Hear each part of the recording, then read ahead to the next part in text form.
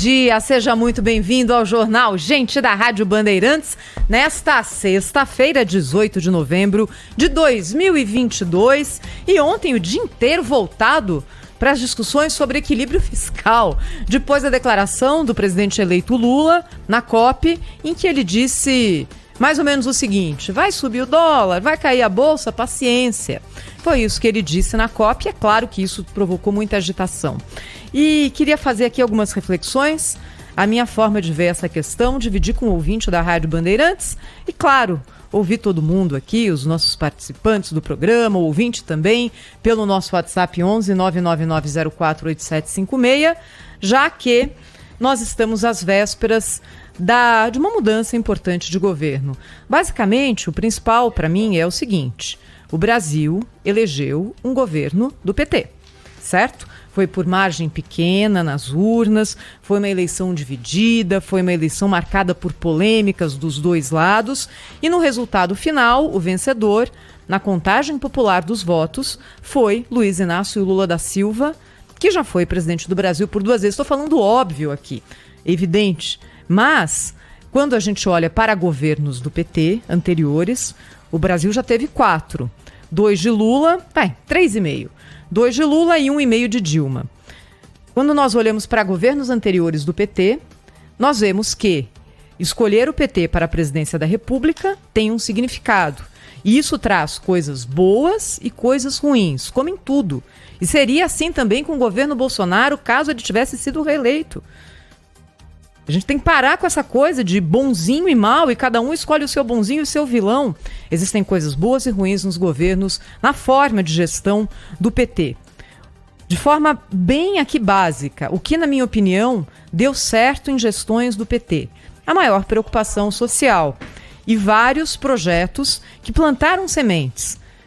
Em alguns casos, foram desfeitos. Em outros, se mostraram ali muito mais lucrativos para a iniciativa privada do que para os próprios beneficiários, mas enfim, foi em governos do PT em que o Bolsa Família cresceu, em que nós tivemos uma mudança no acesso, por exemplo, ao ensino superior, com todos aqueles projetos ligados a facilitar o acesso daqueles que têm menos dinheiro.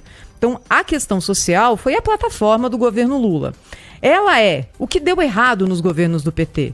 Basicamente, para mim, corrupção, que sempre existiu no Estado brasileiro, mas que cresceu, ou pelo menos se entranhou ali de uma forma muito grave, foi isso que fez também com que a própria imagem do PT desmoronasse e não houvesse governabilidade para a sequência do segundo mandato de Dilma Rousseff.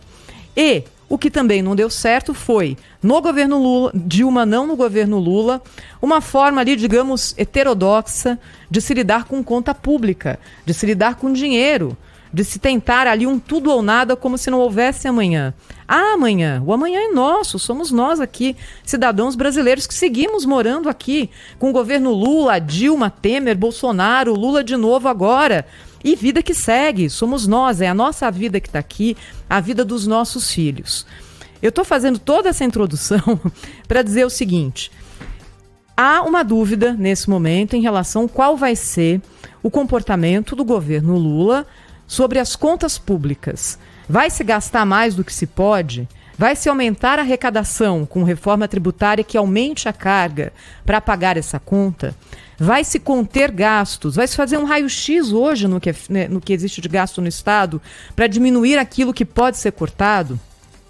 Henrique Meirelles, que esteve aqui na Secretaria de Fazenda de São Paulo, disse que fez isso no estado de São Paulo e conseguiu uma boa economia, eliminando coisas que não faziam mais sentido.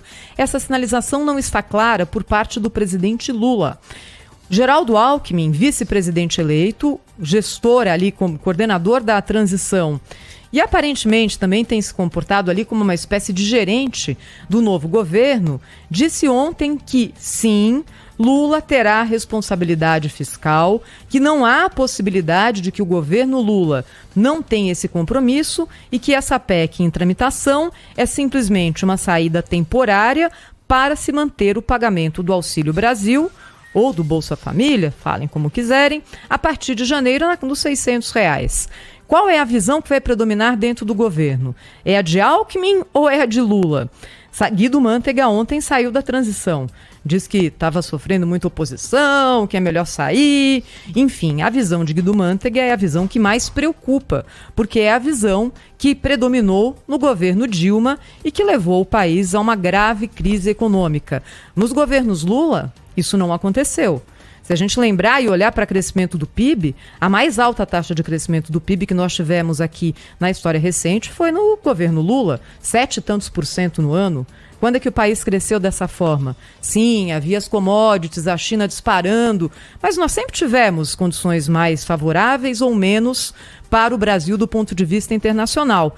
Cabe a nós, como país, aproveitarmos essas possibilidades. Então, acho que a gente tem que olhar muito de perto isso que está acontecendo agora, com um grau de preocupação e um grau também ali de voto de confiança. Afinal, esse novo governo nem começou. Torço, pessoalmente eu, para que os pontos positivos das gestões do PT sejam maximizados a partir de agora e para que as coisas que deram errado, pelo amor de Deus, não aconteçam de novo. Espero que eu não esteja sendo muito poliana aqui.